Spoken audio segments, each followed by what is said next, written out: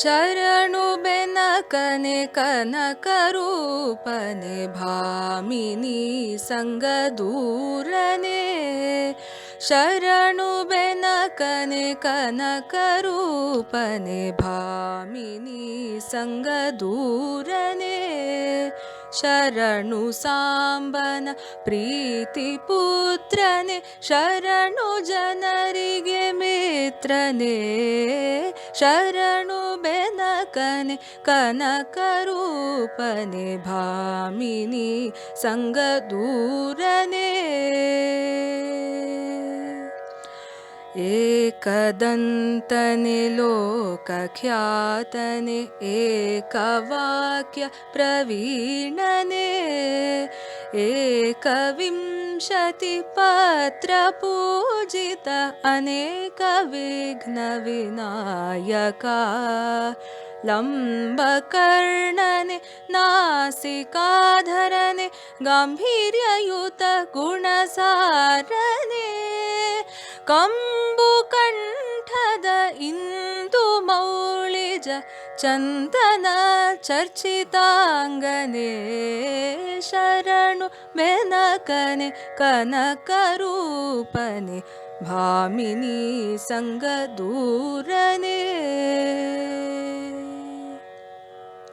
ವಕ್ರತುಂಡನೆ ಮಹಾಕಾಯನೆ ಭಕ್ತಕೋಟಿ ಪ್ರದೀಪ್ತನೆ ಚಕ್ರಧರ ಹರ ಬ್ರಹ್ಮ ಪೂಜಿತ ರಕ್ತವಸ್ತ್ರಾಧಾರನೆ ಮೂಷಿಕಾಸನ ಶೇಷಭೂಷಣ ಅಶೇಷ ವಿಘ್ನ ವಿನಾಶಕ ದಾಸ ಪುರಂದರ ವಿಠಲೇಶನ ಈಶ ಗುಣಗಳ ಪೊಗಳುವೆ ಶರಣು ಬೆನಕನೆ ಕನಕರೂಪನೆ ಭಾಮಿನಿ ಸಂಗದೂರನೆ ಶರಣು ಸಾಂಬನ ಪ್ರೀತಿ ಪುತ್ರನೆ ಶರಣು ಜನರಿಗೆ ಮಿತ್ರನೆ ಶರಣು ಬೆನಕನೆ ಕನಕರೂಪನೆ Bhamini ಸಂಗದೂರನೆ. Namaskar, Swagatam, and welcome to Namaste 2020, the Global Utsava of Indian Soft Power. This is brought to you by the Center for Soft Power with support from the ICCR and S. Vyasa University. This morning we have a session on Kavaca, the quintessence of Indian jewelry. We have had several interesting learning sessions for the past 3 weeks. This is our third weekend. And when we thought of this session, we were just remembering what I have read and what I have heard about Alankara.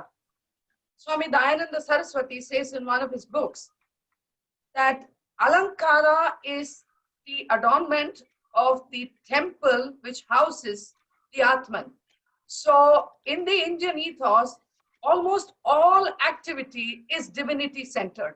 So we give a divine flair to everything about us, whether it's the animals, the water, the mountains, the rivers, everything is divine for us. And even the act, when we say we are earning, it's an act of Lakshmi. When you're studying, it's an act of Saraswati. So everything is divinity centered, basically because we have to become meditative about the very process of life. And I have heard from my elders about jewelry, in that jewelry was not just an adornment, but it was an enrichment of life. Not just the riches of it, but the health that comes about from wearing jewelry. I wouldn't want to, take up what the other people are going to talk to you about. And we actually, the decision for this session came a little late in the day, but we were able to get the best in the field. And we thank all of you for being here. And we have with us Shri Ramanand Garge, who is the head of the ICCR of Australia. And we thank you very much, sir, for being with us here today. He is presently the director of the Swami Vivekananda Cultural Center, the Consulate of India, Sydney. Shri Ramanand is a scholar of humanities and prior to this appointment has served in several capacities in academics and research field in India. He was the fellow of the Vivekananda International Foundation, New Delhi. He is the alumnus of Gujarat National Law University and University of Pune. He is a proven orator at the national and international levels. He is also an avid photographer of wildlife, temples and architecture. Some of his artwork is showcased in national and international exhibitions. He has also been on debates in the Lok Sabha and the Rajya Sabha TVs. Sir, over to you, sir. Thank you, Vijay Lakshmi ji. Thank you, and good morning to all of you from Sydney. Srimati Shoba Narayan ji, who is chairing today's session, Dr. Choodamani ji, Shri Umesh ji, and Shri Tarang ji. Greetings from Swami Vivekananda Cultural Center, the Consulate General of India in Sydney. I'm very fortunate today to talk about the very quintessential aspect of Indian culture, that is the jewellery. As Vijay Lakshmi ji rightly pointed out about, it is not the mere the structural beautification or anything. When it comes to the artistic perspective or the sense of aesthetics, it is also reflected in, I feel, in all aspects of life in India, where you can talk about to the micro notes of Indian classical musics, which also has its dedicated form of alankars, be it the sculptures you can find in various locations or various sites, cultural sites of significance. One of the largest UNESCO sites are located in India that stand testimony to it. Then another part of it's known for is the epic sense of cultural proportion and proportionality that also makes India's diversity a vibrant India. And one of the most favorite, I would say, what I like about is one of the alankars or the structure or mechanism of alankars utilized scientifically in its perspective in the grammar and overall structural composition of Indian languages, be it regional languages or all prominent languages, right from Sanskrit, Hindi, Tamil, Telugu, Kannada, Malayalam, Bengali, and all languages, which has its own grace and significance. This is the essence of, I find, of the jewellery or the sense of aesthetics which has percolated over the years. When it comes to the exclusive part of jewellery as such, I can see that some of the CEOs also is there. He's much rather expertise into talking on that aspect. But while traveling during the photographic or my passion for photography as an amateur photographer to various travel sites across India, one of the prominent character I observed through my lens is the exquisite patterns that has evolved thousands of years, be it the Hampi or Ajanta and Ellora, or even some of the Indus Valley civilization traces and the sculptures of Bharut, Sanchi, the Amravati, and the paintings of Ajanta and Ellora clearly signified the maturity, the mastery of Indian artisans and art craftsmanship of India, and its precision that is reflected in the form of what today's jewellery is composed or is used for beautification, or as Madam also mentioned, Vijay Lakshmi ji also mentioned, that is also giving added soul to the Indian culture, I would say. And those who are interested to study the jewellery aspect of it, I would strongly recommend them to visit the Alankar section of National Museum located in New Delhi, which has an extensive collection and also has a great documentation of the evolution of Indian jewellery over the years until today's modern year. when it comes to the historical aspect of it, I feel that jewelry has always been the cultural stronghold of India throughout the years. Till 18th century, India was one of the prominent countries, or rather I would say a sole country to export diamonds throughout the world. And when it comes to the today, according to the Gem and Jewellery Export Promotion Council of India, India's net export to the world remained $8.27 billion till 2019. This stands testimony to the epic involvement of Indian artists, crafts, traders, and above all, the epic sense of aesthetic and eye for beauty that has charmed throughout the collectors across the world. And when it comes to the jewel, it's one of the prime identity of India, which makes it incredible. And as I've in the past, I have mentioned that it is reflection of our ethos, our evolved society across the world, and that has contributed significantly in various aspects of our society and touched it throughout our society. So I feel this is a very important aspect the Center for Soft Power has picked up for deliberation. And certainly when it comes to the, we will pick it up from the post-COVID situation. I find jewelry is one of the prominent sector which will not only revive the economic or financial aspect, but it will also revive the overall moral strength of the society, and again will provide the significant encouragement and what I would say inspiration to look at the life in a very positive way, and bounce back to where to complement its legacy and create history in the coming future. Once again, I thank the Center for Soft Power from Nama Bengaluru for inviting me on this occasion. I'm very, as a budding student of humanities, it is a learning experience for me to speak in front of the legends of the scholars of various fields who are in front of me today, and sharing the dais with them is an honor. Thank you very much. Jai Hind. Thank you. Thank you, Shri Ramanand Gargeji, for your lovely speech.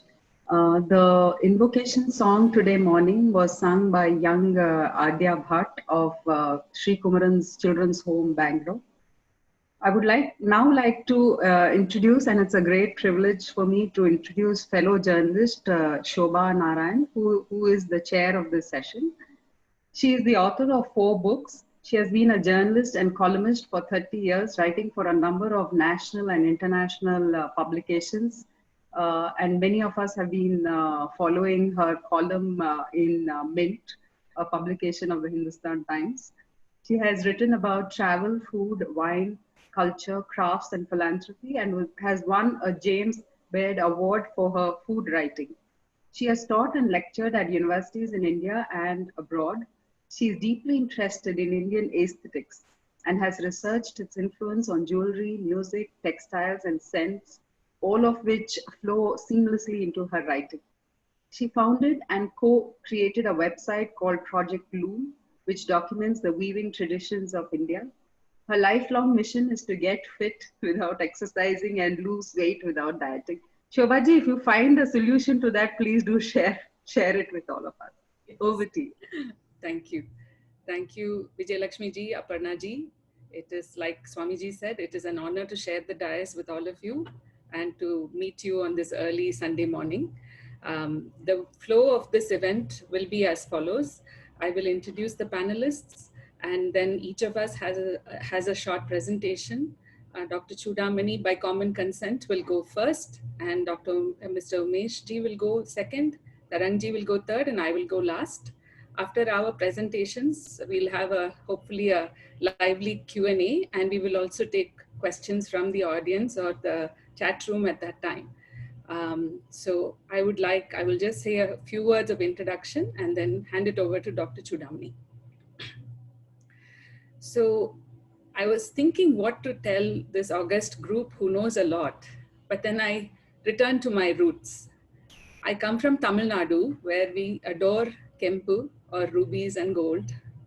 In ancient Tamil literature, Sangam literature, and prior and after, Tamil Annai or Mother Tamil was described with jewelry. And I can read the Tamil one, but I will say the English one. Siramathil nigalvadu Sivaga Chintamani. On the forehead hangs the Shivaga Chintamani. The Chintamani was worn on the forehead by kings. And then it goes on to say, on the ear shines the Kundalakeshi. A kundalam is for the ear, as everybody knows, and a keshi is the hair. Shivaga Chintamani and Kundalakeshi are also Tamil epic pieces of literature. On your waist is the Manimekalai. And the Manimekalai is to prevent, as it's said in beautiful Tamil, to prevent the clothes from falling off. In your hand shines the Valayapati. And the Valai is what we call bangles in Tamil Nadu. And the beauty of India and what makes this land so great is that this simple ornament has distinct names in every state in India.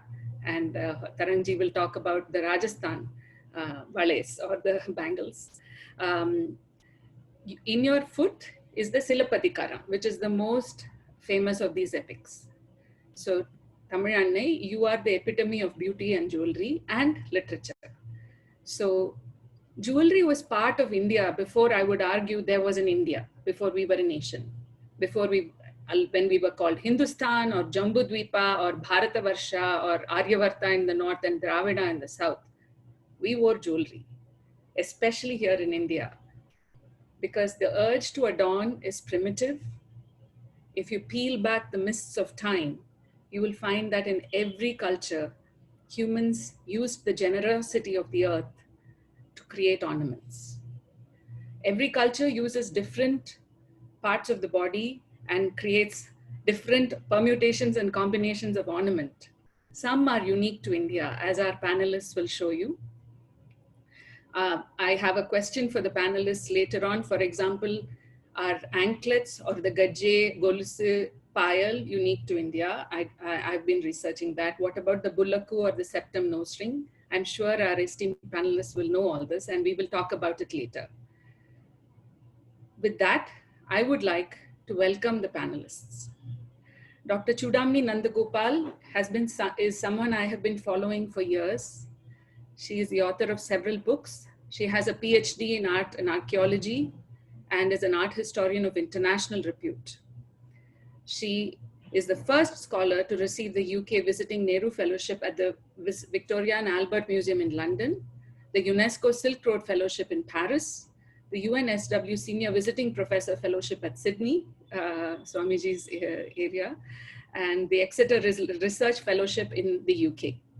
Currently, she's the Tagore National Senior Fellow at the National Museum in Delhi, and this is the most prestigious fellowship from the Government of India. If I start talking about her research, this whole time will go. So I will just briefly say that any of you who is interested in jewelry ought to read her 2 volumes on temple jewelry to begin with, and all her papers and books. I'm trying to persuade her to put it all up on a website. Shri Umesh Ganjam is a fellow Bangalorean and someone who I have admired also for a long time. He has a magnificent store on Vittal Malya Road, which he will talk about, its design and philosophy. Ganjam is, of course, beloved to Bangaloreans, but it's a prestigious brand with a classic contemporary feel and flavor. It is now international. He established Ganjam as a brand with exclusive boutiques in Bangalore, Mumbai, New Delhi, and significant associations in the global scene. The Ganjam legacy spawns an illustrious line of traditional jewelers patronized by the Maharajas of Mysore, dating as far back as 1889. So he has close to 4 decades of experience in this field, and he's passionate about jewelry. He has set up an electronic component manufacturing and exporting company. And like Swamiji, he's also passionate about the environment, photography, and is highly supportive of culture in all its forms. Shri Tarang Arora ji is the creative director and designer of Amrapali Jewellers in India. He's born and raised in Jaipur, and his store and museum is one I go to every time I visit Jaipur. It's beautiful. He comes from a family credited as creators of one of India's most magnificent heritage jewelry brands, which has a retail presence in 38 locations all over the world. Amrapali bills itself as a celebration of timeless Indian art of adornment and authentic master craftsmanship. They have centuries of tradition, and they have breathed new life into it with a unique, bold, and eclectic style.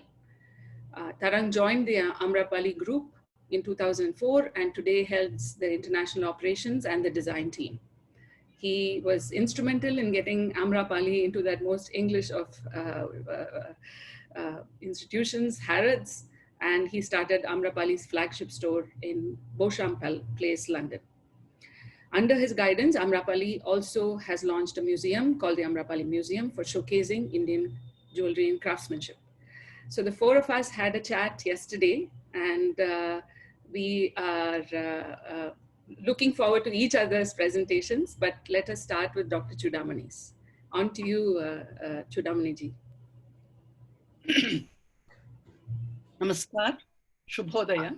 It's nice to talk in the morning on jewelry, and I'll be going through the jewelry heritage, the rich heritage, enriching us in every way. And also, Dr. Ramanand Garge from Sydney, Vijayalakshmi, and my fellow panelists, Shoba Narayan, Ganjam Umesh, and Amrapali, such a great name, Amrapali. So I'm happy to share whatever the research I have been going through. Maybe I could account to my the first research, maiden research for my PhD on dance sculptures, dance and music in temple architecture. In that, while working, I dedicated one chapter on Aharya.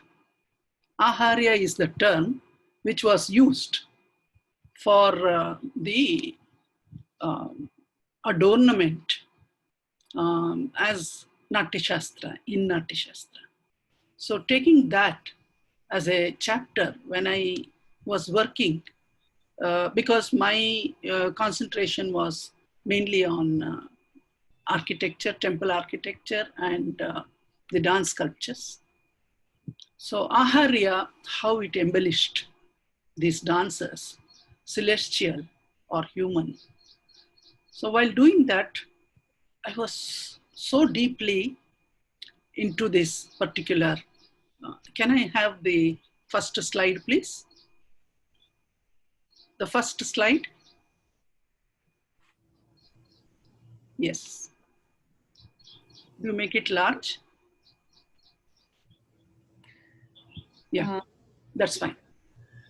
So, shall I be the timekeeper? Yeah. For the 12 minutes, I will just tell the panelists. Yeah. So while working on that particular chapter, I felt that, I have to study or go into actual jewelry. So to my fortune, I got a project from Crafts Council of Karnataka to study the temple jewelry that is in the collections of the temples. So this research must have gone more than 4 to 5 years. And it was so great to see around 40 temples we have covered mainly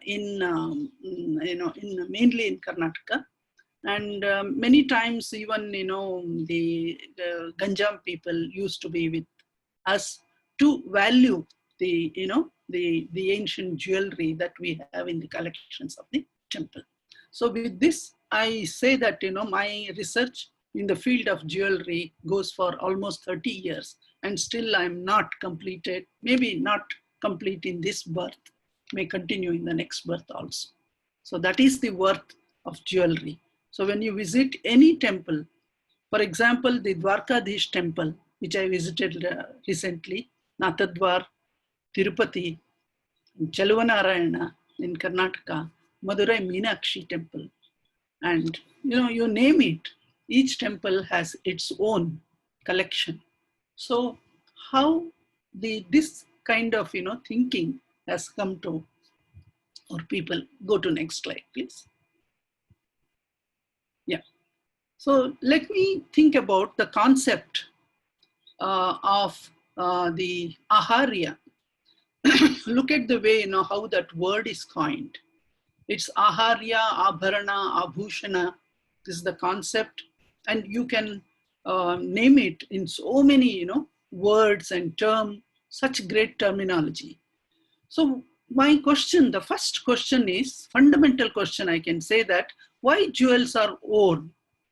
What are the reasons? So I have put some of the reasons here, like to accentuate one's own figure, or to enhance beauty of a beautiful persona. Already a person is beautiful, but it enhances the beauty, the parts of, wherever it is worn, and the jewel with their design and their components to cover up the blemishes of not so beautiful.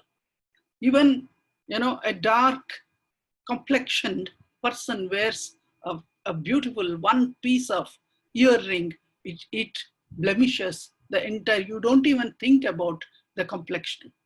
So to draw attention towards charm, so one person wearing kind of suitable jewelry when moves around creates a charm all around.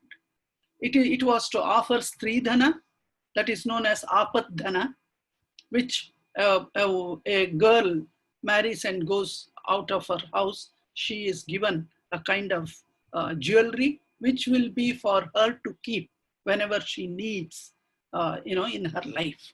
So to mark a style statement today, the people wear jewelry to show that, they have a style and their statement is seen.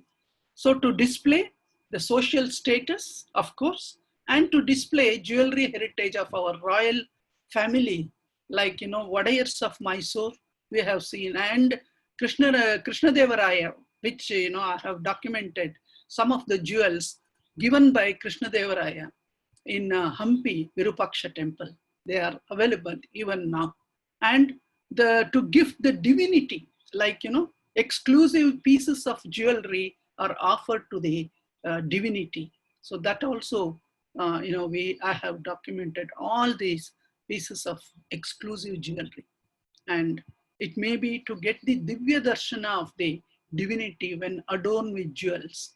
See, people go to special utsavas, for example, the Vairamudi Utsava, where you have the diamond crown, a special diamond crown is put on the Lord, that is God Chelvanarayana Swami. People go and take Divya Darshana of that, and design, craftsmanship, going to Vishwakarma heritage. It's a great heritage because, if I start talking about Vishwakarma, it takes 1 hour or more than that. So it is a kind of heritage continued even today. And trade, of course, we have 2 panelists who are in this great trade industry. It's a huge industry, and it is a special industry, I can say. And trade and commerce, it has its own place. And there are security arrangements when it is, the jewelry is kept. For example, I was the part of a team of security arrangement when Nizam jewelry was exhibited in National Museum for the first time. So also we have Padmanabha Swami temple, you know what kind of security they had to, think about. Next, please. So I'm just, touching upon Kavaca. What do you mean by Kavaca here we are talking about? It is the Rakshana, or speaking from the protective angle, whether the Kavaca protects in any way as a jewel. Because I have documented many Kavaca forms which are adorned in the temples, which I have not used here.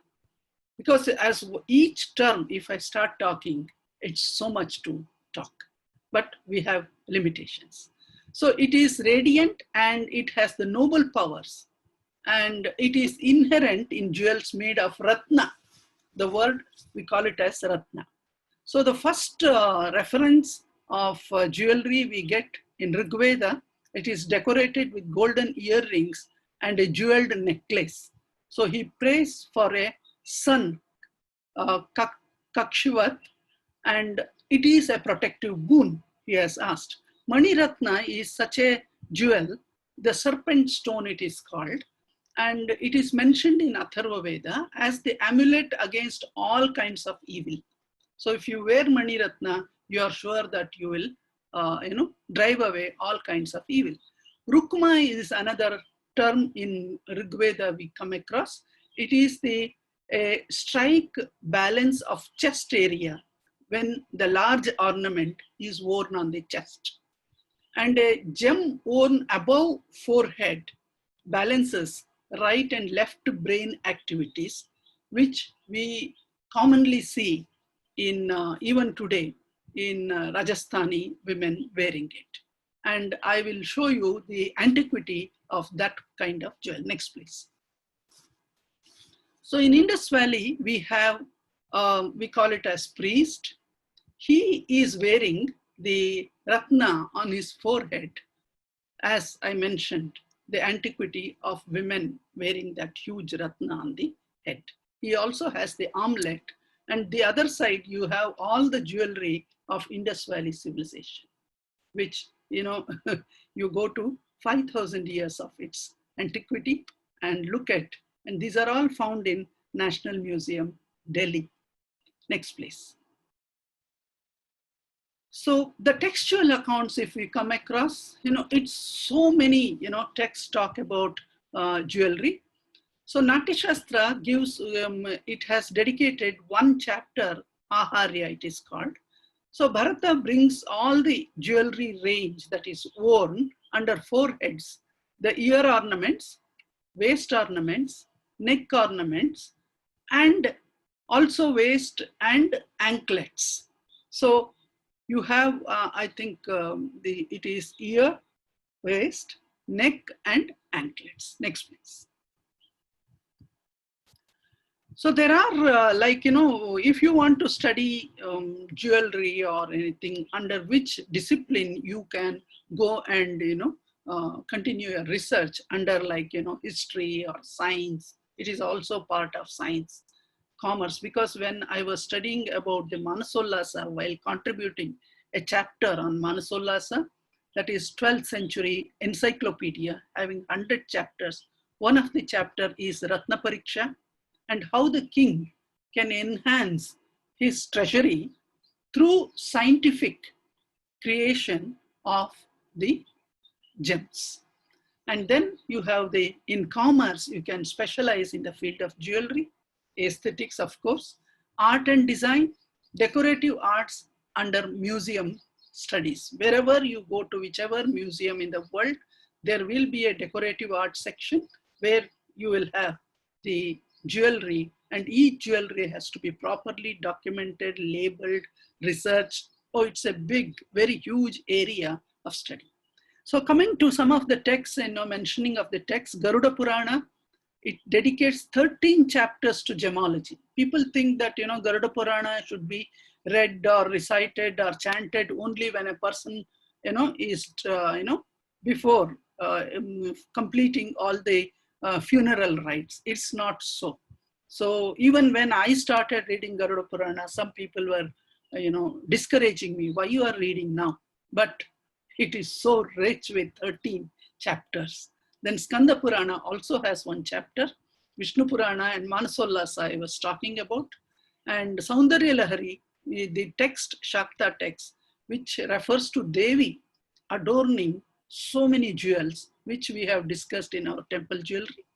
Then the Sanskrit Kavyas, and as you know, Shoba Narayan spoke about Tamil Kavyas we have in Karnataka. In all languages, the jewelry has been discussed in that sense, what she has taught. Next, please.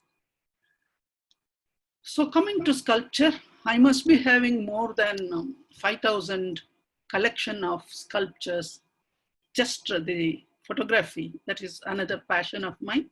And most of these things are taken by me. So this is the illustration of profusely jeweled sculptures we find in Hoysala, known for that. You will not see any repetition of jewelry or the design in a Hoysala sculpture. It is the great, probably all jewelers have become the sculptors in times of Hoysala sculpture.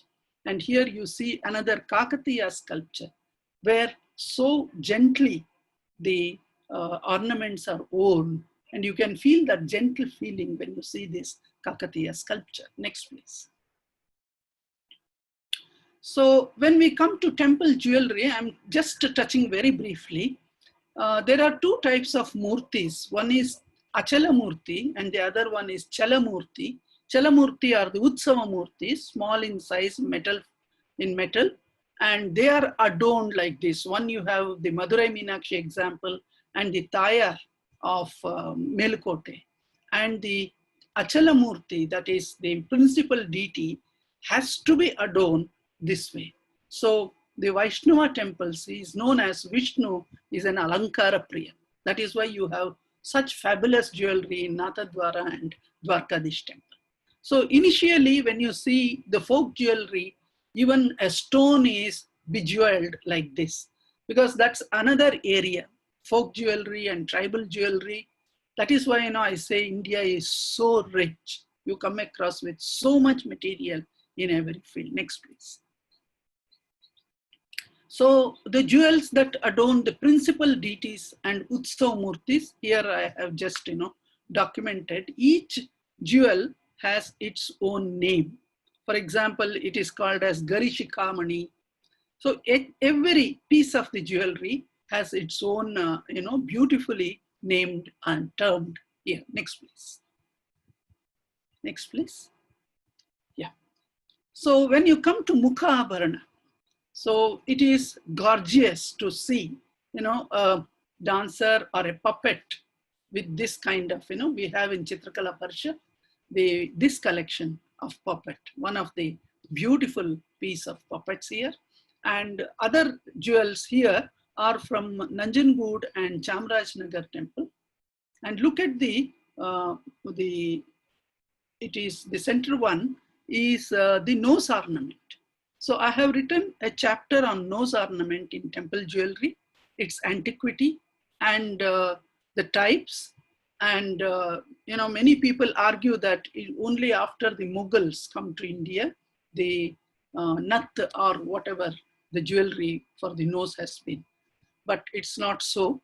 We have the antiquity of going to the Amravati terracotta piece. First, it was known as Nachni. So I have written a chapter itself on this particular Nasa Abharana or Nasika Abharana, one of the beautiful pieces I have come across. Next, please. So Kanthi or Kanthabharana, or it is also known as in Kannada Addige. So it is known for its medicinal. It has to, be adorned with little, tightly you have to, pull the strings. So it is such a beautiful and very laborious type of jewelry. A maker really, needs time. And so when it is worn, it says that it protects the glands, particularly the thyroid glands. And women, I don't think had thyroid problem in those days, as we have every third woman has the thyroid. So this may be the Kanthi which protected the glands. And Kirtimukha is a symbol of power or valor, which have been, dedicated to the temples by the Wadayars. One example I have given here. Next, please. So this is a very, exclusive piece known as Chamundi Temple Ashtottara Male. So each Padma that you see there, the lotus form, is, with one Ashtottara. So in the center, you have the Ashtottara part of it, major part of it. So I just put that. And going to the antiquity of such, the stringed gold pieces like in the Indus Saraswati civilization. So you see, how the continuity goes even today in our culture. Next, please. Another interesting piece is Gauri Shankara Rudrakshamala. So what is this? You know that, Rudraksha has the spiritual power. That is why, it has to be worn with specific, acharana, the custom in our tradition. So this kind of Rudrakshamala is worn by the sages or the Swamijis of the mutts. So this is called as Gauri Shankara Rudrakshamala. I think it is from one of the Veerashaiva mutt. So you have the Gauri Shankara, Gauri and Shankara and Ganesha also in the central part of lintel, you can say. And the lower part is a box. When you open, you can place the linga into it. And the Rudraksha, when they wear that, it gives them that kind of spiritual power. Next, please. So this is the jewels adorn the head. I think we have dedicated a whole chapter on Shiro Abharana, having so many kinds of jewels which are worn on the head. Here I have just pointed out, one is the sarpesh, it is called on the head for the kings, or even today, some people during, wedding and all they wear. This sarpesh, this particular sarpesh is from Reva Maharaj. It has come to the Mysore collection in one of the temples there. And this is Jadebangara, what we call it as Jadebangara, is the huge, fabulous jewelry. It runs into 25 inches or 30 inches and beautifully adorned with the hood, Nagabharana. It is also called as Nagabharana. And it goes down with such fabulous, So we have documented more than 4 to 5 pieces in our, study. Next, please. Now, Ramayana, when you think of Ramayana and think of Sita, of course, in her Vanavasa period and most of her time, she was without any jewelry. But when you think of Sita early phase, she was resplendent with her great jewels. One of the significant jewel was Choodamani, which changed the whole course of Ramayana. What do we mean by Choodamani? Choodamani is the crest jewel. Wherever you see the best summit, it is called as Choodamani. There are titles bestowed in our country, we find in the inscriptions. Some people are called as Siddhanta Choodamani. That means they are specialists in the field of Siddhanta. So like that, this Choodamani is worn on the head by Sita. And you know how she drops every piece of jewelry on her path when Ravana was carrying, so that the Rama will trace out her through this jewelry. So the last one, she was having it and she gives to Hanuman when Hanuman meets her. So this Choodamani, I was wondering, is it a mythical or is it available anywhere? Some people say that Ragate is Choodamani. Ragate is a very circular, small, piece of jewel put on. It is not Choodamani. This is Choodamani. So I was searching all over, and finally we got one great piece from Chamundi temple, donated by Krishnaraja Wadayar III. Krishnaraja Wadayar III is the patron for Indian art, aesthetics, literature, and he is a great patron. Through him, the culture and the heritage, even the Ganjam, they must have been the jewelers of this Krishnaraja Wadayar.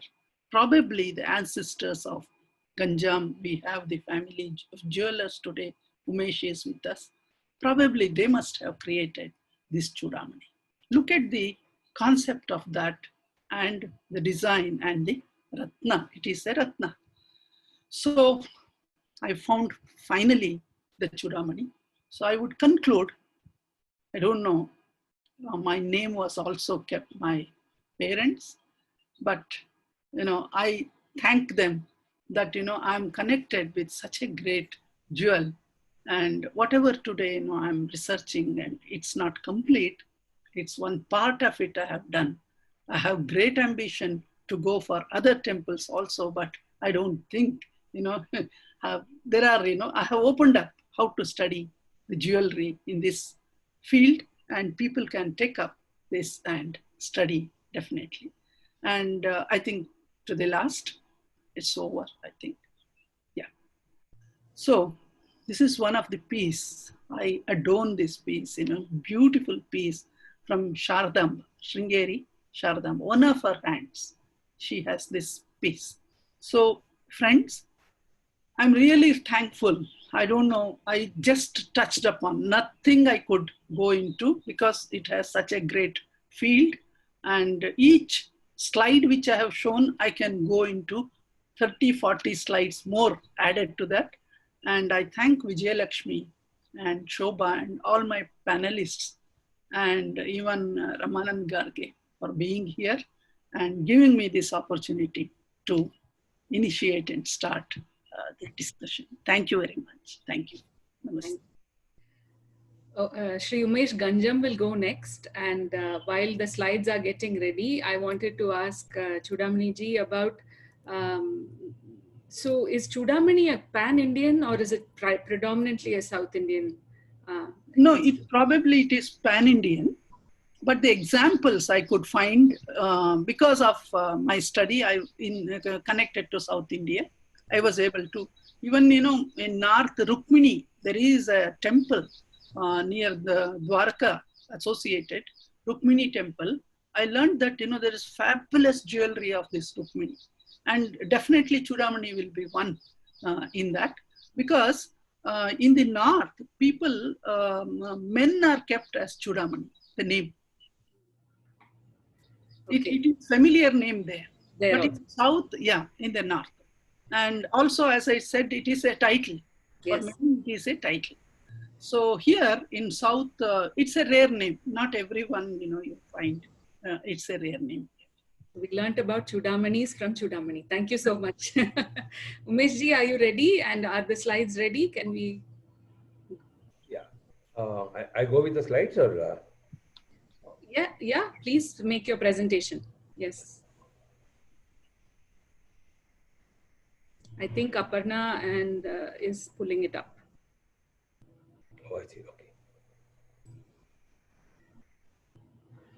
Later on, you must tell us. Oh, there you go. So this is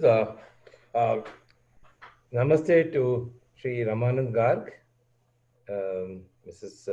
Shoba Narayan. Can you hear me? Is it clear? Yes, we can hear you very well. And we can also see it. Dr. Choodamani Nandagopal, Mr. Tarang, Arora, Vijayalakshmi, and friends. I'm so delighted to be here to sharing in today's, the Kavaca, the quintessence of Indian jewelry.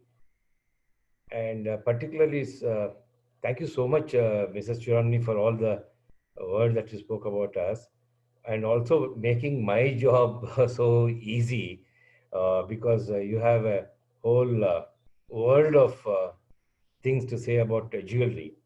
Therefore, I'd like to just touch upon, we are talking about Kavaca as a protection, and Kavaca is a protection for what? Human body. So we need to talk about the body itself. And Kavaca protecting human body would be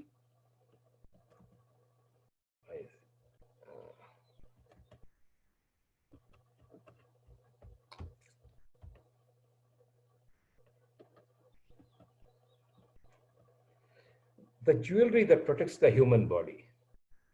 Now we are a human body, and to understand what the jewelry protection for the human body, we need to know what the body itself is. It is an interesting aspect that jewelry is considered as ornamentation of a human body. But to understand this, who is the creator of this jewelry and who is the creator of this body? We see to understand that, we need to go and understand a little bit about the Indian temple. Actually, if you've seen from the form or the shape of the human body and the jewelry and this temple, the layout of the temple, there's something that is very common. There is someone who is creating this. And to understand what is this body, what is the jewelry, what is this temple, we need to understand the creator. And the creator, here you can see even the resemblance of the body with the temple architecture. So it's very clear that there is a temple, there's a body, and the jewelry, they're all started looking alike. And therefore, who is the creator? The creator is the Vishwakarma. To understand this, we have to understand what is internal and what is external. So the internal and external is divided by, for us to understand the entire thing, the artisan who makes the jewelry is also called Vishwakarma. The man who creates the temple is also called Vishwakarma. The whole universe is created by Vishwakarma. I think if that is so, then I'd like to take a slightly different dimension to this. Then what is protection? When we say we have to have protection, what are we being protected? The one that makes the body internal and the body external, the one that differentiates that is actually the skin. Anything within the skin we'll say is internal, and anything that is outside the skin we call it external. Then how are we protected? To understand this, we need to understand a little more about all the common things that exist in this creation.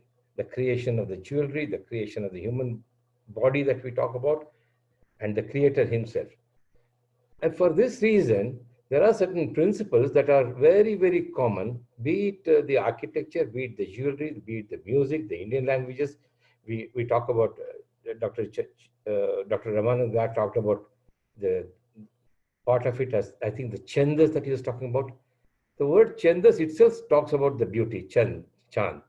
But I think there are many more, some of the more important principles that are very common for us to understand that. And one of the, to understand all this complex thing, the human being has been very smart or intelligent to reduce that into a code of 5. And that is the word 5, pancha. Everything that we talk about in this world is called pancha. And therefore, this world itself is called as prapancha. Prapancha is everything that we can, from intangible to tangible, we want to talk or discuss or even to deal with, we use the 5 codes. And these 5 codes are therefore in our science and literature, etc. We see that as in Panchanga. For our daily routine, we use Panchanga to bring the whole complex universe for a particular moment. To understand what we need to do, we refer to Panchanga. Similarly, we have the Panchendriyas, all the senses. The jewelry needs Panchendriya to either to create or even to experience it. So there is Panchendriya. And you have the Panchakosha. The human body is also, being classified as Panchakosha. So we see everything that is internal and external. To understand this, we have this Pancha, the Prapancha, and this actually to me is the quintessence of Indian jewelry. I think we need to decode a little bit to make it a contemporary for us.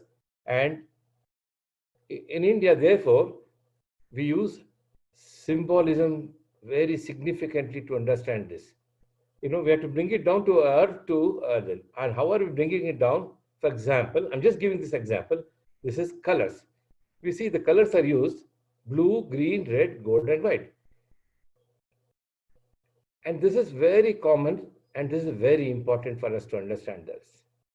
That there is a blue, there's a green, there's a red, there's a gold, there's white. If you see the how these colors are used, I'll just correct the slide. This is how it used. From the energy that is unmanifested, we have to, when it manifests, let us say there is a first sound form and what we call as mantra. From a mantra, we go to a two-dimensional form, like a drawing, that is becomes an yantra. And from yantra, you can go to a three-dimensional. It could be a temple, it could be jewelry, it could be literature, it can go on dance or whatever it is. They're all three-dimensional. So this is very important for us to understand that these five principles are decoded from this magnificent energy through the mantra. So if you have a mantra, you can actually translate it to any picture. In fact, this is from the same Maharaja of Mysore, Krishnarajan Vadiyar. There's a book called Shivanidhi and Tattvanidhi. So here you see the five colors. The same five colors are also there present in this jewelry. And this is very important. And as long as we're using this, we understand the Indian jewelry in a much better way. And therefore, I thought it will be, and also the important thing is from unmanifested, from sound energy, we can go to two-dimensional to three-dimensional. We can also go back from three-dimensional to two-dimensional to back to the mantra, to the sound. And I would like to bring in another shloka here. The creator uses this, and we as a creator, here is a shloka called, we always use a very ordinary, we normally use shloka during the pujas and or in all the ceremonies and rituals. This is it's called Kayena Vacha Manasendreva Buddhyatmanava Prakrute Swabhava Karomi Yadyat Sakalam Parasmai Narayanayeti Samarpayami. Again, here you can see there are five principles. One is Kaya, Vacha, Manasa, Buddhi, and Prakriti Swabhava. This is the very important thing. I would like to just Kaya, Vacha, Manasa, Buddhi. I think we understand that, but I would like to just dwell a little bit on this Prakriti Swabhava. This is what makes a very big difference.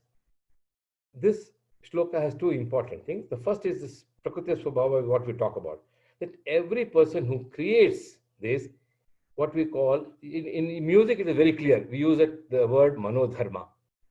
Because when it is singing, there are certain things that are already there, but it's a certain thing the creator brings in. And that is what differentiates each of his creation. Be it the temple, be it the jewelry. And here is the Vishwakarma, or the artist, who creates all these things. He brings in this manodharma, which it is called as, to understand this, this is also called an immediate intuition. That means all the knowledge that we have, when we are creating, we use intuition. That intuition is very important. And this immediate intuition is also called manodharma, and this is what makes it Prakriti Swabhava. That means each individual has this Swabhava, what makes it so important. And another important thing is, what differentiates Indian jewelry is the last sentence. Everything that we do, we give it as an offering to the God as Samarpayami. Everything is created. So therefore, the beauty comes from that, the total beauty comes from this particular sentence, that we are giving away everything. If we are giving away everything, what should be the quality of those products? And how do we get those quality of those products? By using the Kaya, the Vacha, the Manasa, the Buddhi. If all of them come together, that is an offering that we can make. And this is why in Indian context, we use the jewelry, the temple jewelry. I would like to slightly dwell a little bit upon this. From all the slides that I have presented, either you can, as a body, you can go into the temple and worship, or you can actually wear the jewelry itself, because it has all the elements that we have been talking so far. So, and therefore, what more protection you would expect. And just as and jewelry is a very good example of using this. I would like to go a little further. How this interesting concepts. Just a few examples.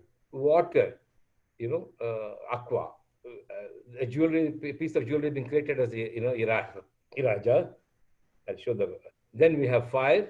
Then we have air. We have earth. We have akash. These are five principles that are there. Now, these five principles, the four is easy to understand. The fifth one is very interesting. The fifth one is akash, which actually touches the other four. like this thumb touches 1, 2, 3, 4. This Akash touches all the 4. Let us see in jewelry how this touches. There's a very interesting aspect of jewelry. I'll just skip some of this because you saw the fire. I'm not going to. This is for the air, the bird for the air. This is flower for the earth. And I'll just skip. Here is a piece of jewelry. It's called Ganda Berunda, again from Garuda Purana. So we go back to this so that we have a good connection and everyone can refer to it. Now I'd like to dwell on this. This has got 5 colors. I don't know whether you can see the blue, the green, the red, the white, and the gold. All the 5 colors that I spoke about. This is important. You see it in everything, including in the pushpamala, the hara that you actually wear. I'll come to that.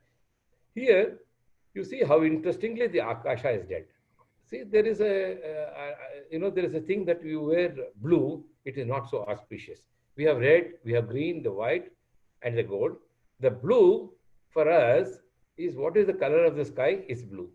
And what is akasha? Akash, we take a rocket and we go to the space. You please see the space in the jewelry. And that is akasha. It is touching every aspect of the jewelry here. That space is the most important thing. So the symbolic reference for that is the space that we use called Padasthalam. Padasthalam is also an abode, that is, and it is created in the jewelry. It's very important to use this, and you see it in sculptures as well. You see it in temple, and they call it as void or the center space or the Garbhagudi. And it is so important to have that. And therefore, the jewelry, even it is in the contemporary jewelry that we are carrying this forward as a tradition. And tradition is very important because sometimes we don't document. And when the tradition by definition is not documented. But the paddhati is followed. For example, the South Indian jewelry is differentiated by the North Indian jewelry by the South Indian temple architecture, which came around the time of Shankara.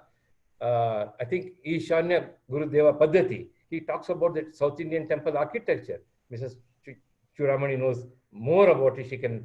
But from that temple architecture, also the South Indian jewelry, evolved further. In fact, it is the Indian jewelry that continues to be there.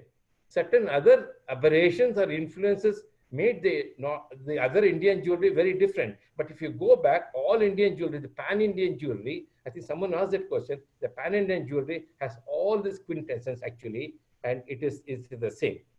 So just to, that was just a point of, and like the materiality that, the color that we used, the 5 principles of the shloka, we also have this other dimension. For making of jewelry, we need knowledge, we need skill, material, and the aesthetics. I like to just dwell a little bit here. The aesthetics in the Indian context, there is a comparative aesthetics study that what is Indian aesthetics vis-a-vis what is, the other aesthetics. I am not going to dwell into that, but it is important for us to understand the aesthetics, like Mrs. Choodamani has said, or Dr. Garge has said, that the beauty, and for us, the beauty is much more than what is seen on the face of it. For us, it is the entire thing, the whole process of creating this, the whole process of wearing it. The question here is, who is the wearer and who is the creator? We are the creator and we are the wearer, and therefore the entire protection is intrinsic to the fact how we feel about it. For that, knowledge is important, skills are important. Vishwakarma has all of this materiality. You said that the whole earth is, from the whole earth we take this material. The aesthetic and the beauty is the inner beauty and the external beauty. All of this are very important. And what you get at the end of that is the joy. And therefore, I would like to sum it up that the joy experienced by the wearer is a necessary result of the joy experienced by the creator. When we are creating all this thing, we get the joy, and the wearer gets the same joy. And therefore, the protection that we are talking about is both internal and external. We not only get a protection on the body, we get all kinds of protection from this, is what I would like to say. This is much more, what more protection that you can expect is the point. And with this, I would like to, I've ended my thing. I would like to just take a little time to introduce how even in today's time, that when we use this principle to create to house the jewelry at Bangalore, we were awarded the UNESCO, the architects and us awarded they respected or honored us by awarding the UNESCO first time for the creation of such a store at Paris. This is what using the same principle. For example, this is Hampi, the stepwell of Hampi, as you can see, and how the translation can happen. This is just a very quick. This is how the translation happens. And we are a little behind in time. Okay. So maybe you can find up. Yeah. So, yeah, and this is how the what do you call this last piece. And this, for example, I was just talking about how how the flowers are, garland is created. The same principle is used for making of this jewelry. Just to give how contemporization of jewelry. So I think yes, the last slide would be. Here you can see this is a more modern jewelry from a well-known jeweler. Here you can see the principal artist, the designer, has used all the 5 colors to create this wonderful piece of jewelry on the book. And Jain was the principal designer for the famous Tiffany jeweler. And I understand from Mr. Ricci that he was passionate about the Indianness of creation. And therefore, with this, I would like to thank all of you, Mrs. Vijayalakshmi, for giving this opportunity to provide a platform to share some of these things and make it as contemporary as possible. Thank you so much. Thank you. Thank you. Tarang ji will go next, and while his slides are getting ready, I have a question to ask Umesh ji. We can discuss it in Q&A, but given that you are jewelers from the Mysore Maharaja Wadeyar's time, the intuition that we talked about, that you talked about, during the Maharaja's time, do you think it was dictated by the Maharaja? Who decided on the aesthetics? Is it the craft? Today it's a combination, it looks like, but for your grandfather and great-grandfather, the designs would have come from royalty, or it was a conversation between? I think one thing is this, Mrs. Choodamani mentioned, they were very knowledgeable. If the Oriental Library is a good evidence of what kind of knowledge they all possessed. So it was easy to see. One thing about they would have definitely participated, and they were the patrons. But it is one important thing to have a patron who will just fund, and it's an important thing to have a patron who understand much more than that, and they would challenge us what we need to do. And therefore, our knowledge about the examination of what we call Varahamiras, Ratna Pariksha, or everything that, any amount of knowledge that was there, they would challenge it. And that is when you are, there is a saying that Shankara says, the saying which is called naiti. Naiti is when you reach certain level, and when you deny, when you have the courage to deny that, then you get something better than that. And that is what these Maharajas did. And in fact, I have to say, they used all this wealth and sold that wealth to create what was beneficial to human being called KRS Dam. And therefore, there is no evidence of the jewelry of Maharaja of Mysore. Even, I was associated with the Museum of London. We accepting one, there's not a single piece of jewelry, because they sold everything, and that doesn't exist. So if you have to have an evidence of what Maharaja of Mysore had, or what Ganjam had created for them, unfortunately, we don't have a single evidence other than what we see it in the temples and with all others, but we don't have a single piece. There's a beautiful painting of Maharaja of Wadeyar. He has just got one single pearl necklace. Mhm. Just that's all. And that was the Maharaja. And that is again differentiate the Maharaja of Mysore, you see. Yeah. Tarangji, are you ready? Yes, yes. Thank you for inviting me to this panel.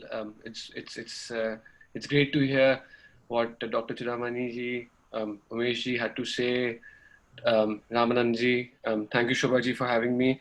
I think my presentation is going to be a little different than what they have presented. I think I'm going to start with a little bit of the background of what we do, and then take it to gemstones and take it to a bit about Indian jewelry in total.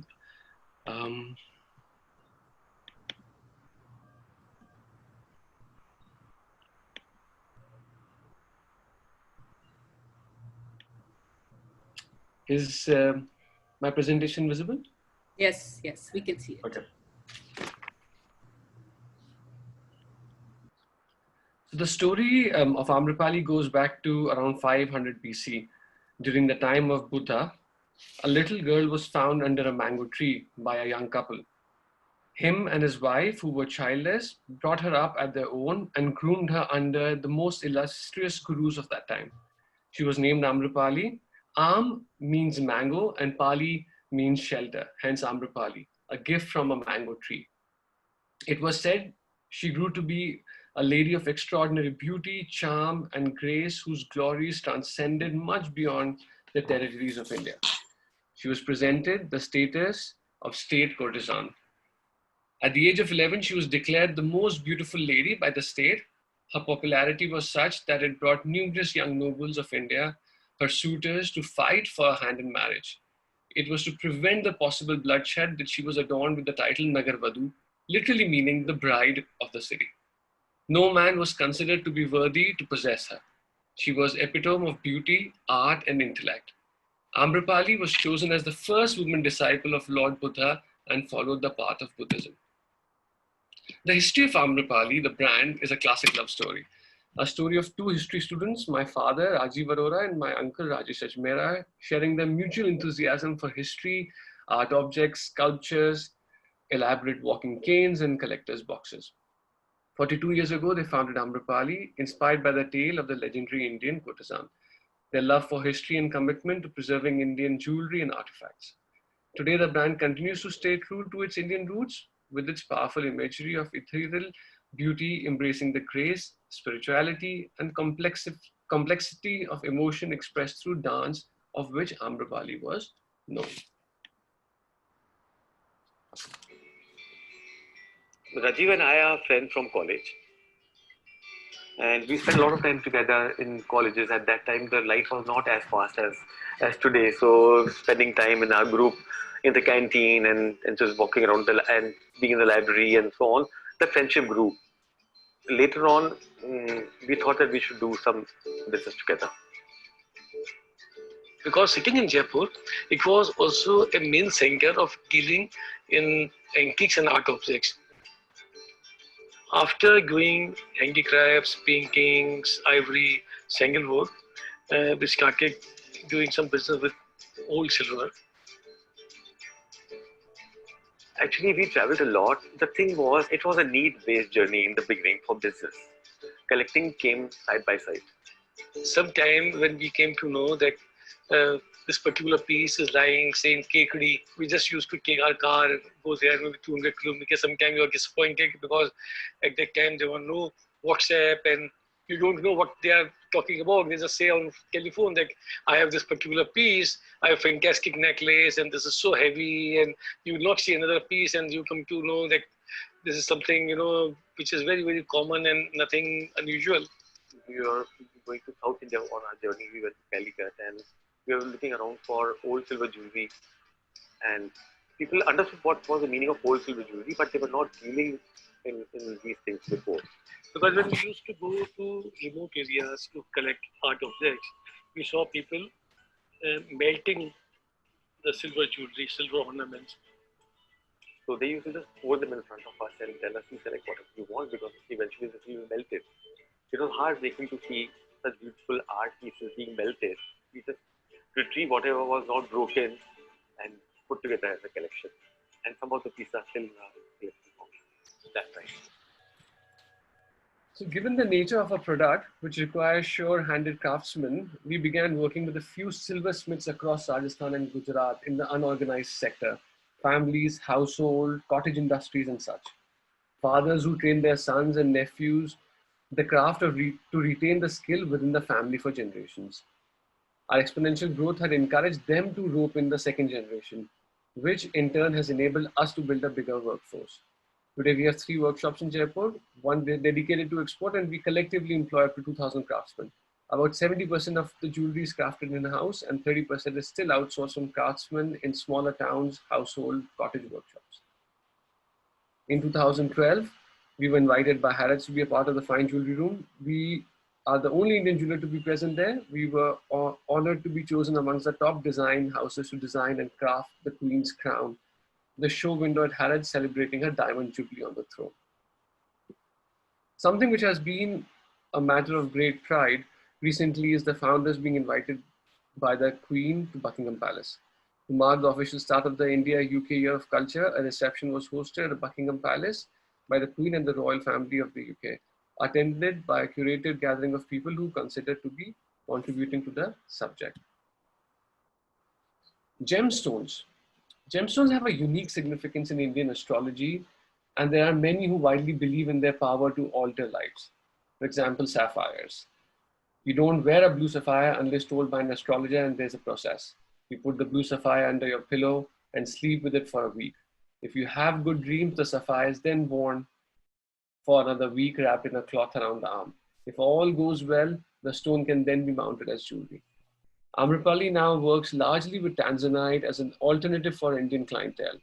This is all possible because Jaipur is the largest cutting center for gemstones in the world, the largest cutting center for emeralds and of semi-precious stones. This also has been a very important part in the growth plan of Amrapali. We work closely and have access to some very skilled and talented gemstone cutters, giving us wholesome supply of exclusive gemstones. Jewelry in India was not the exclusive privilege of women. The jewels of God and kings rivaled those of women. Unique jewelry forms have been an important part of Indian culture. It was worn elaborately from head to toe. Different castes, social status demanded different types of jewelry. So did different occasions, like ceremonial jewelry that was worn on special occasions, basically daily wear jewelry. Thus, we see there was immense possibility in creating huge variety of designs. The quality of workmanship was not compromised irrespectively of the value and size of the ornament or the status of the intended wearer. Jewelry evolved from the simple forms of the times of Indus Valley civilization 5,000 years ago to the Mughal period, when it rose to perfection. With the unique combination of gems, enamel pigments, and precious metal, the craftsmen brought paradise on earth. As the royal patronage faded due to various reasons, decline was seen in many art forms, including jewelry. We work hard to revive many art forms in jewelry making, like finest enameling, granulation work, engraving, kundan work, and modern setting. Amrapali Museum, this being something my father and uncle have always been passionate about since they started the business, and is the closest thing to their heart. It is also because they have personally curated every single piece of the collection from their travels into the remote interiors of our country. They aren't qualified jewelers or designers, but they want the next generation of young designers and jewelers to know about the history and origin of Indian jewelry and craftsmanship. Recently at the India Art Fair, we debuted the museum. With globalization challenging local crafts, it's an idea that became more relevant, aside from tribal jewelry acquisitions. The museum houses historic art objects, snuff boxes, hookahs, hand fans, used for the Mughal and Indian kings. Also jewelry which made adorn for animals like elephants, horses, camels in the king's procession. Currently, India does not have a singular destination that covers its immense diversity and its vacuum that we seek to fill. We also hope that it will lead to fruitful dialogues and exchange with museums around the world with an interest in Indian jewelry. Here I have a small video on different technique, or the jarau technique.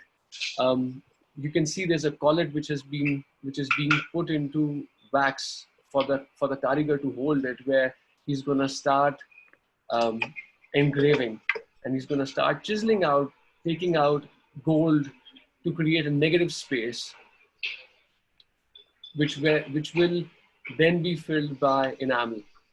So this is the process of enameling. We see enameling used very extensively in Indian jewelry, especially from the north, as it touches the wearer. So this is a small example of how that is done. Kundan setting or jarai also nowadays is always referred to, if this piece is kundan, that means if it's not real or if it's diamond. Kundan actually means 24 karat gold. And in this particular, what the Karigar is doing right now is trying to do a foil back on a flat cut diamond or a rose cut diamond. As these diamonds don't have a pavilion, this is one of the techniques which they use to kind of enhance the gemstone. So silver foiling is put at the back of the diamond, and while the diamond is then packed completely, we do not want water, we do not want air going in the silver foiling, so it will create oxidization. That is why it has been set the way it's been done in the video. We will now see that the stone is then put into that collet which we had seen before, and this is 24 karat gold kundan, which is beaten under a lot of heat, a lot of pressure, and this fine 24 karat gold is created, which then is being put on top of the collet and on the edges of the diamond which we saw, and the jarai is completed.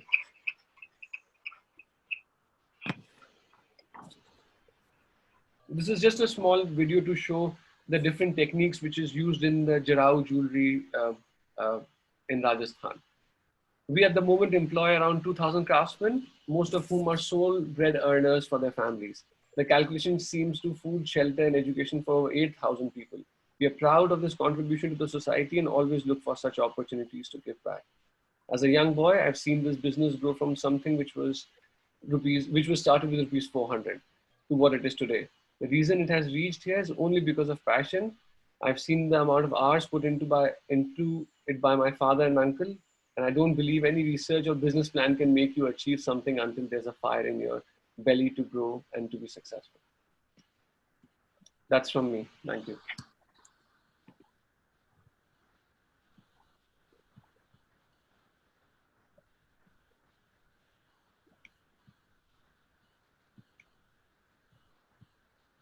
I have no idea how to shut this off.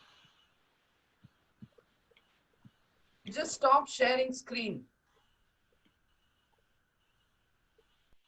See on the top. Yeah. Stop sharing. There you go.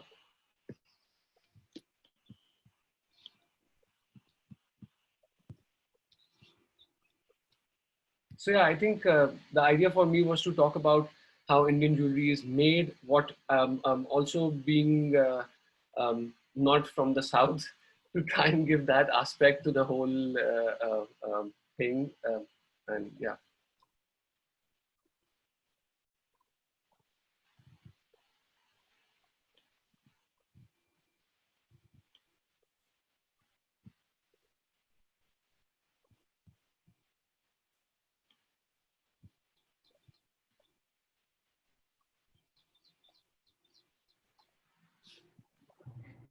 Can you hear me? Yeah. Yes. Yeah. Okay. So Tarang, shall we talk about this question later after the? Sure. Okay. Okay. I don't know. Maybe Aparna, can you share the screen for the presentation I had sent to you, or the? 1 second. Yeah. The first one. Yes.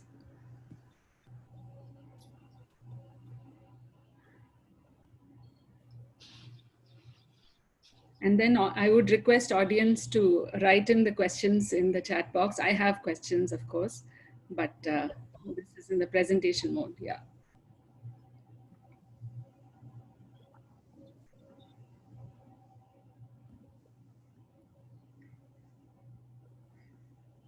So, yeah, the next slide, please. The next slide, please. So this is, of course, the iconic dancing girl of Mohenjo-daro, and she was discovered by Mortimer Wheeler in 1929, and she has been called the most captivating object or sculpture that has emerged out of the Mohenjo-daro. The question I have as a lover of textiles and jewelry is she wearing, is the loom involved? Is she wearing clothes? But because she has jewels aplenty, she has 24 bracelets on one arm and 4 on the other. She has a necklace where the pendant looks like an inverted flower. So if I would ask Dr. Choodamani this, before there were clothes, were there jewelry in India? That would be, as a journalist, that would be my question. Next slide, please.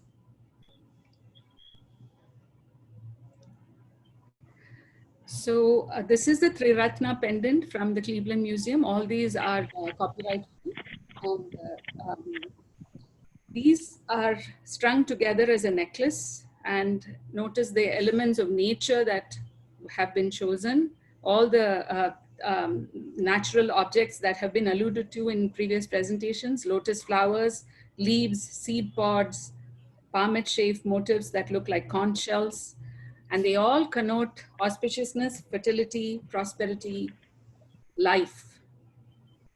So which begs the question, early on, our ancestors, when they were roaming the world, they needed wool and clothes for protection. But why did they invent jewelry? So next slide, please. I think one thesis is that jewelry was a way to propitiate the gods. These are, this is from Egypt, and you can see that this is an evil eye. And there's a wonderful Arab proverb that says, inquire about your neighbor before you build and your companion before you travel.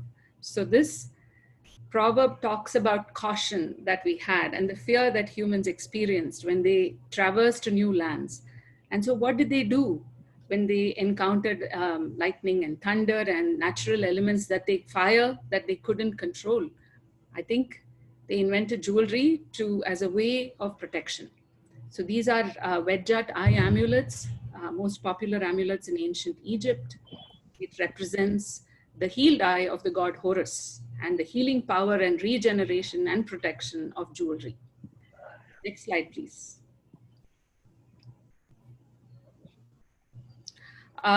This one is a favorite of mine. I traveled to interior Tamil Nadu to commission a piece that I have, and I will show to you. In Tamil Nadu, these earrings, she's wearing both what is called a Tandati earring and a Pambadam earring. And it is linked to planets and protection and fertility as well. And these are called Nagam, Mani, all of which Dr. Choodamani talked about, Muttu and the Metti. And the Ashari who I interviewed told me that in those days, only if a girl wore a Pambadam would she get married, because it was linked, the ear was linked to the Garbhapai or the womb. And the way they did it was they would pierce her ears, put medicine and insert cotton wool or hay, and over 48 days, the ears would be opened. And then she would wear this. And so, and I think when I tell my friends who hate to wear these heavy earrings, I think all of us should once in a while, at least one day a week, wear these heavy jhumkas that we have, because clearly the ancients discovered the connection not only to the womb, but also to the ear. So the Ashari said, there's a Tamil saying, Kada valathukadi illata kannu theriyama poidum. So the ear and the eye were also connected. Next slide, please. The one ornament that is used all over India is, of course, the Mangal Sutra. And there are regional variations abound, and even what connotes the Mangal Sutra also changes. This one is from, as you all know, from the Kalthuru or the Kalathiru, from the Nagaratar or the Natukote Chettiars of Tamil Nadu. Each has 35 pieces. And when I interviewed Mrs. Meenakshi Mayappan in Chettinad, she said it used to weigh 300 grams or 500 grams, and now they make do with about 200. So they are strung with 21 lengths of twisted thread smeared with turmeric, and the central pendant is a tali. And then the 4 spikes represent the 4 Vedas. And this we know. In every piece of jewelry, the metaphor and what the meaning is kind of imbued in the piece itself. So like much in India, our jewelry too contains layers, and we have to, the more you look, the more fascinating it becomes, and the more pieces of knowledge you unearth. Next slide, please. Yeah, so this is sandalwood casket, and this is Nakashi, which is intrinsic to Karnataka. And the panels on the side shows Hindu goddesses, like there's a Meenakshi Kalyanam, and then there is the Yali Mugam. The Yalis are fanciful creatures and they resemble elephant-headed lions. So then the question becomes, did such next slide, please.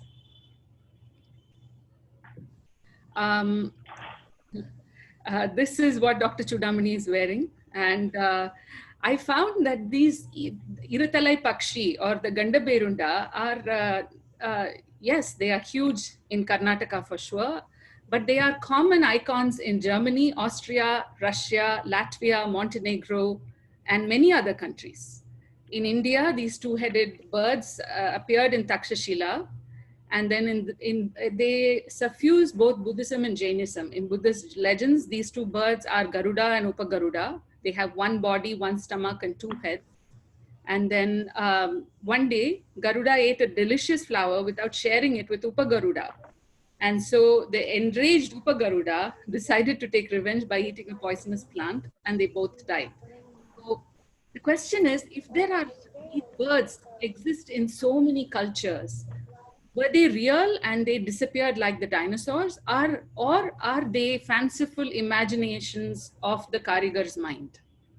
The next slide, please. This is jewelry is not the stronghold of just women in India. As Choodamani ji said, the Choodamani is worn by men in North India. This one is a Naga man, and the image is courtesy of a French photographer who gave it to me. And you know, the range of jewelry in India is amazing. The Nagas, they make jewelry using beetle wings, feathers, and bones. The Bengalis use conch shells. Maharashtrians, we have hair ornaments. The Samvedi Christians in Goa, they have coin necklaces. Kerala brides and Tamil brides wear the Nagavedam, as the Jadai Billai, as they call it in Andhra Pradesh, Jadai Nagam. So Japamalas, the Kargamani, the Lorian earrings, the Nagbesha rings. So I would like to end by saying that jewelry in India, the fun of it, and let me start my video, and you can turn off the slide presentation. Fun of it, and what makes it fascinating is that it is both regional, specific, seasonal, and I don't want to say unique because that is such a generic term. It is contextual. It made it. There's this wonderful essay, "There an Indian Way of Thinking" by Ananda Kumaraswamy, and Indian thinking is who made what for whom, at which time, for what reason. It is not, I made this ring. It is for a purpose and for a time and a place and an occasion. So I think that, can you see me or hear me? Yeah. Yeah, okay. Yeah. So that is what makes Indian jewelry special. And with that, we move on to the Q&A portion of the session.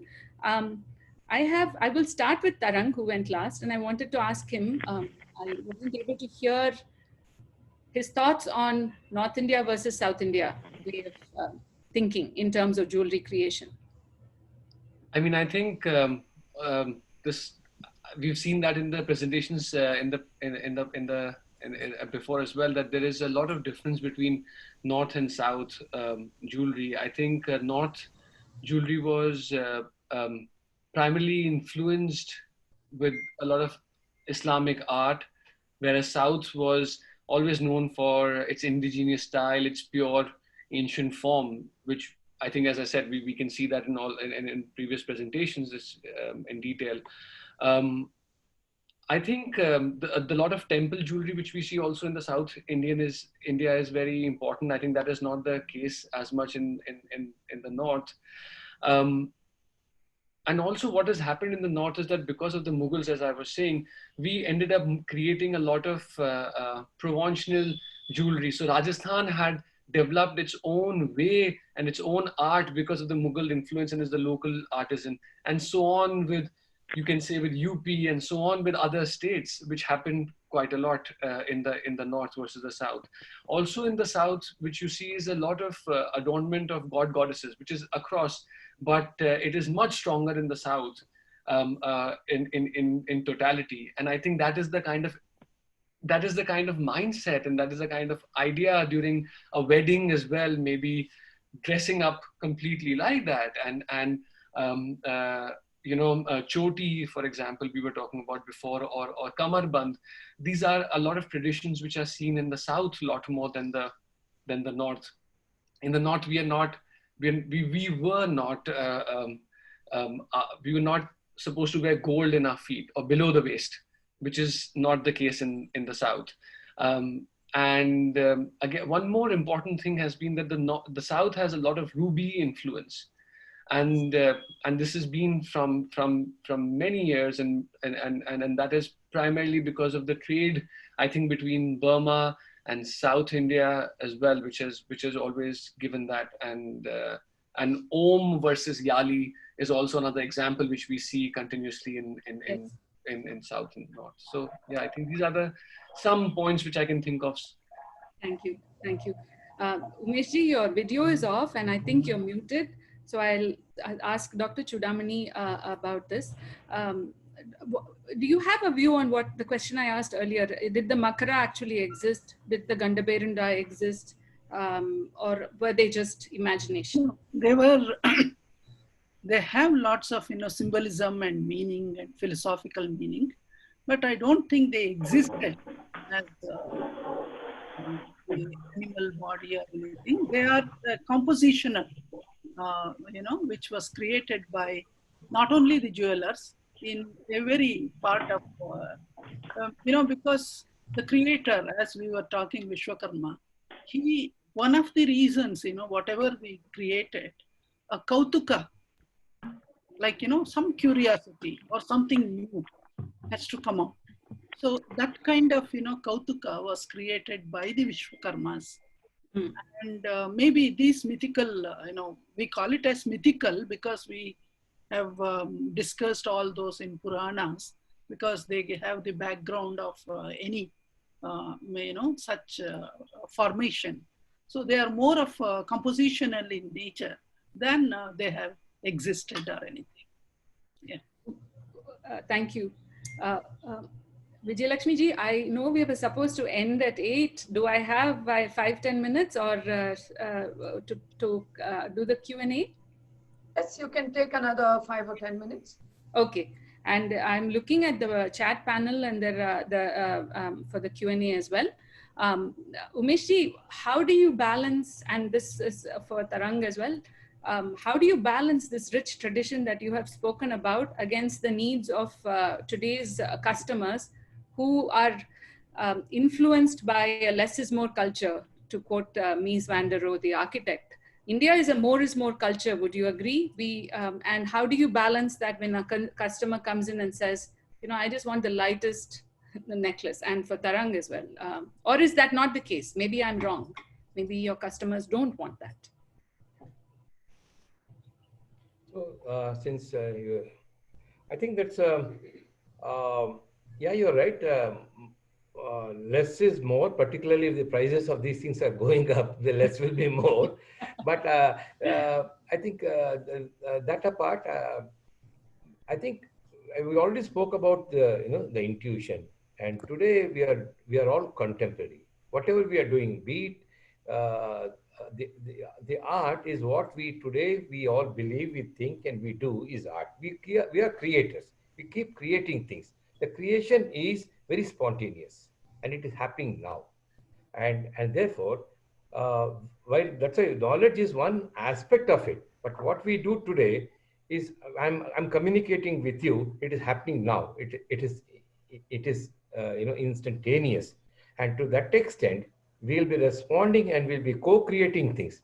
The customer is a part of the creation actually, and we are and the customer together, or here the wearer, we are collectively creating it. He is receiving and I am giving it, but together makes this communication. And therefore, depending on the jewelry has to be classified into many things. I think we lose the essence of it if we start generalizing things.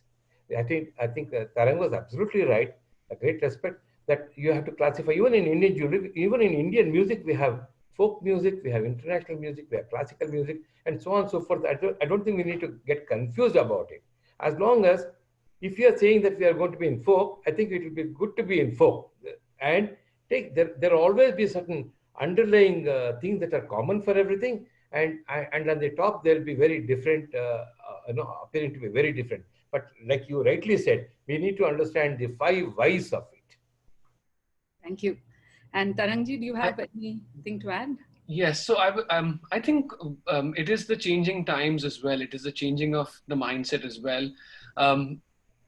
I think we should be glad that the millennials or the next generation is at least interested in jewelry still, because more and more we see that, this ideal with on a daily basis, or when we have families buying wedding jewelry, because that is the main time when a girl is gonna indulge in so much jewelry at that point in life. She does not want to buy jewelry anymore, or not as much. She has other interests, which could be art, which could be even buying a car or a house or whatever it is. So I think minimalism is definitely growing, but also the good part is that we are not a small population to cater to, and there is still a segment for everyone. And I think I feel very strongly about the fact that how South India still is so strong with the look and still the boldness of jewelry, and they appreciate it a lot more, I feel, than the North.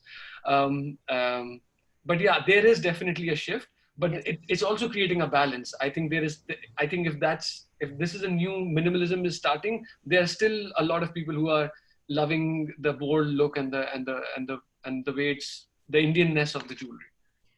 Thank you. I read in FT How to Spend It that one of your favorite things is your Makara. Today morning when I was getting ready, I was thinking it'll look too much that first thing in the morning I'm sitting on a session with my bracelets. Look at me, I just wore a pambadam. But in honor of Dr. Choodamani, so I will end by each of us talking about a favorite piece of jewelry. But Swamiji has a question for the panelists, so please ask the question, Swamiji. Ramanand, not a Swamiji, please. Okay, Ramanandji. Yes, that's a different honor to earn. Okay, I'm sorry. Yeah. No worries.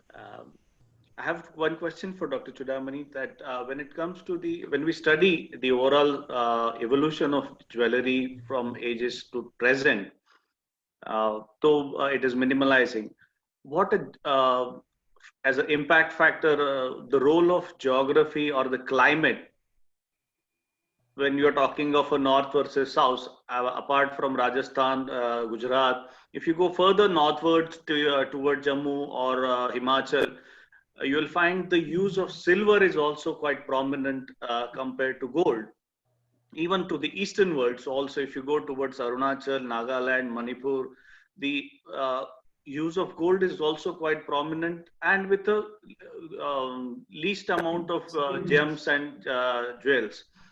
And second question I have for Tarangji and Umeshji, that when it comes to the passing on this heritage to the next generation, like the previous time during the various emperors used to ensure for that their artisans are trained at par with the skills with the other cultures, and also introduce various new elements to it. Is there any such traditional training pattern or mechanism is there for by this various groups you belong to nurture or train the present set of skill set? Thank you. Shall I answer? Hello? Yeah, yes, please do, ma'am. And there are 3 additional questions, and yeah, and so request the panelists to keep the answer short. Yeah, yeah. As you suggested or you questioned about the climatic, influence on making of jewelry, I agree with that, and also available resources. For example, when we study the Buddhism or that particular, because my study on Silk Route, I was studying, various gems that was, located on the Silk Route, in that I was able to see that turquoise is, heavily used in the Himachal and these places. How? So the best turquoise we get from Afghanistan, and then, amber, all these were used in the, Buddhist, you can say when Buddhism extended to other parts of the world in the East and Northeast, all these, jewels also, the influences we can see. Climatic condition as well as availability of the resources. These are the 2 aspects that we find which creates jewelry. As mentioned earlier by Tarang, that Burmese jewelry, we get the Burmese, I wrote a paper on for the mark on Burmese jewelry. So even I was researching for the Mysore, jewelry, how they used to get various kinds of gems. I have the list of documentation of getting the Burmese, rubies coming from Burma, and the pearls come from Sri Lanka. So like that, even their acquaintance, if we go to that, we find in Manasolas also, these places are known for that kind of gems. So the availability of resources is very important for a jeweler to use and create. And we find Rajasthan and other places, the silver jewelry, and it was there earlier, and today, even in Indus Valley period, it continues. This and beads. I can give a special lecture on beads itself, because it's one of my specialization. The lapidary art of India is on beads, and Jaipur is, that area is known for these beads. Thank you. If I can add something to that, which I've always learned from my father as well, that chandi, which is used in the north, and it is because of the chand. Because it's a cooling substance, it's a cooling metal, and we having 47, 48 degrees for most of the year, 46 degrees. So it is something which is cools when you're wearing it, versus gold, which is gonna take a lot more heat, which is gonna absorb a lot more heat. So that is also one of the reasons we feel the difference of the south and north. And the other question which you asked, I think for me, getting into the business and getting into this has always, I cannot say that there was something else I ever dreamt of. We were born seeing, as I was telling in my presentation, them working with jewelry all the time. Their friends were people who were related to the jewelry trade. Our travels were related to an exhibition, and then and holiday was planned. So everything was so related to the business, and even giving examples. Even if you are in Goa, my father talking about the architecture there and the influence, and the same at Mumbai at VT, and then if you're traveling abroad. So I think for the next generation, or for me, and what I have a 5-year-old son, which I try and always talk to, and he sees at the age of 3.5, 4, he could tell you all the Navratnas, and he knew all the stones. So I think this, when you see this, and when a child sees a father being a painter and creating paintings all his life, that obviously creates interest into that field. And then it's up to you, you go into that or not. So I think that is my personal story, which has happened in short. I'm sure Umesh wants to add something to it. Thank you, Tarang. As far as the silver and gold is concerned, it also depends on the occurrence of this material, the abundance of it. So you see in all over India, the silver is abundantly available, and we were exporting silver a lot before, and we import a lot of gold. But in South India, there were sporadic occurrences of diamond and gold, and then it got increased. So the use of gold, perhaps one of the reasons you see it extensively. But even more important is that there's a big difference in the metal. Gold, 24 karat gold, does not tarnish at all. And it can be used for any purpose for human body, the protection that we talked about. It is very, very important because there is no corrosion, there is no oxidation that takes place. So if I have to pierce my ear, in world over, 24 karat plating was done so that the infection does not take place.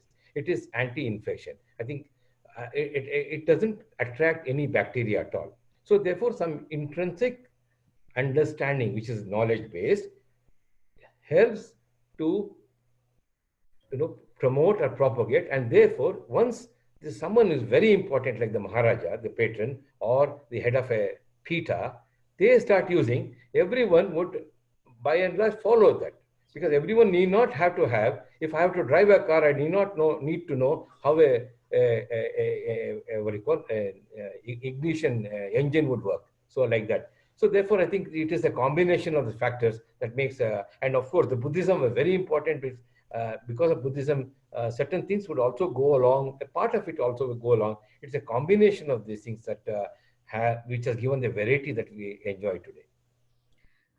We are out of time, and I will end this with requesting a one-line answer. We have 3 audience questions, and since they are up, we should honor that. So a question from Anjan Nandi is, how can traditional tribal jewelry, which is economically viable, be enlisted into the mainstream? And from Rashmi Niranjan the question is artificial jewelry an obstruction or promotion of traditional jewelry? And please keep it as short as you can. So tribal jewelry incorporation into traditional jewelry and artificial versus, okay. So whoever wants to go. No, it's happening because tribal jewelry has its own, apart from this symbolic or the health reason or climatic things, it's very, very unique. So if you want any unique jewelry, you have the tribal, particularly the Naga tribal jewelry, as you have shown. I have one piece, huge piece. I may not wear it, but I would like to keep it as a collection. Yes. So tribal jewelry has its own role, and its design and the beads connected to that. We talked about that. Yeah. You should do a presentation on that. Thank you so much, Dr. Choodamani. And Tarangji and Umesh, what do you say? What is your view on artificial jewelry? Is it helpful or a hindrance? I mean, it's there, so. I would say that artificial is what artificial is what we term as our creation, but material is immaterial. You can use any material as long as you are following all the other principles that are there. But I think we need to be very clear in what the classification is. But I need half a minute. I want to quickly talk about, I would like to bring the concept of Ganda Berunda. The Ganda Berunda, the bird that you use, it's very, very symbolic, it's very important. There are 2 heads. Universally, the one head is meant for protection. Since we are talking about Kavaca, let me close with this. That the one head is for destruction. The Ganda Berunda is the bird, which is a mythical bird, which is confused as Garuda. It is not Garuda. It is actually Vishnu himself, because he carries Lakshmi, and he kills all, he destroys all the evil. Therefore, destruction of evil is also protection for good. So with that Kavaca, I would like to end. Thank you, Umeshji. And Tarangji, any last words? And show us your bracelets if you are. I don't even have them here right now. Okay. No problem. I think tribal jewelry is something which we really try, and that's what the brand we have done very knowingly, that we try to revive this to have the next generation know the importance and be part of it. And that's a constant struggle for us. And for artificial jewelry, I think it is a very, I think it's a whole different segment. We talked about minimalistic jewelry, something like that. There are, I think at the moment it is used more and more for traveling, for destination weddings, and that is the more, it became more popular with. But also you have to understand that if the want of wearing a piece of jewelry with today's social media, with today's trends, which someone wants to wear it and not repeat the same thing, what they can do is only with imitation jewelry. And for that love and the fashion aspect of it, and the want to still wear jewelry, for some they get into buying eventually a serious piece of jewelry first, using a lot of artificial or imitation jewelry. Okay. Tarangji, I want to thank you for your presentation and for showing us a glimpse of what it means like to grow up in a wonderful jewelry family, all delivered with your humility. Thank you for having me here with all of you. This is a great pleasure and an honor to be here. Thank you. And Umesh ji, thank you for combining your love of Sanskrit and temples and architecture with your knowledge and passion for jewelry. And what a legacy from the Mysore Maharajas. Thank you for your thoughts and your presentation. And Dr. Choodamani, what can I say? I think, you know, we would all three of us like to listen to you for a couple of hours and learn from you. And with that, I close and hand it over to the lady who brought us all together. All together, yes. Thank you, Shoba ji. Thank you very much. Thank you, all of you. Yeah, it was a pleasure. I really enjoyed it this morning. Thank you, Vijay Lakshmi ji, and please take over and we can close the meeting. Yeah, I want to take this opportunity to thank all of you speakers, Shoba ji, Tarang ji, Choodamani ji, and Umesh ji, for sharing with us such a big chunk of our Indian heritage. And also thank you for such a beautiful visual treat that you all prepared for us today. Also thank you, Ramanand ji, for being with us throughout the session. We hope to do this with you all again soon. And a gentle reminder to all of you, we have a session in the afternoon at 12 p.m. on mantra and neural plasticity. In the evening at 5:30 p.m., we have a session on weaves and fashion, which is followed by another session called Word Power. We hope to see all of you there. Thank you and namaskar. Namaskar.